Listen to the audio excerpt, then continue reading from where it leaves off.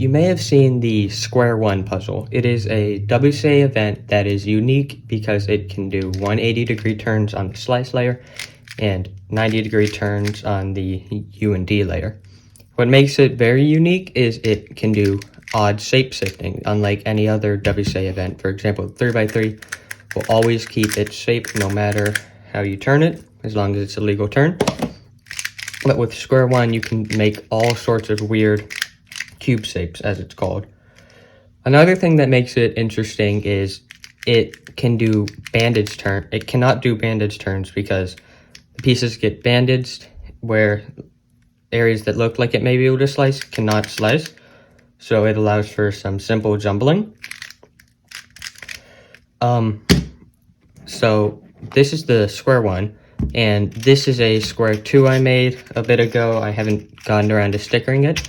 This one is mass produced, and I don't have one, but it's also kind of popular. Not a WCA event though. So people have made all the way up to a Square 5, and this is my new puzzle, the Square 6. This is to my knowledge, the highest order square number cubic puzzle that has been made.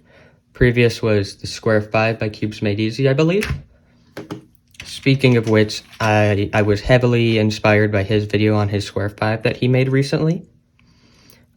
Specifically, the angle width of the pieces. On a Square 2 and most even layered square number puzzles, the pieces are usually all the exact same angle, leading to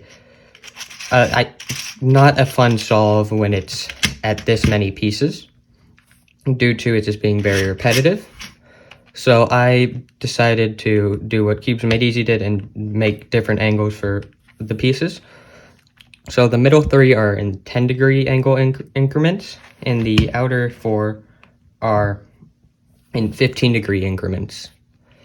So with the Square One type puzzles, there's a formula for the amount of pieces on the top and bottom layer. So on a Square One, it would be 8 pieces on the top, and the formula pretty much just add 4 from each number going up from the Square One. So the Square One has 8 on top, Square 2 has 12 on top, Square 3 would have 16 on top, and the Square 6 that I recently made has 28 pieces on the top.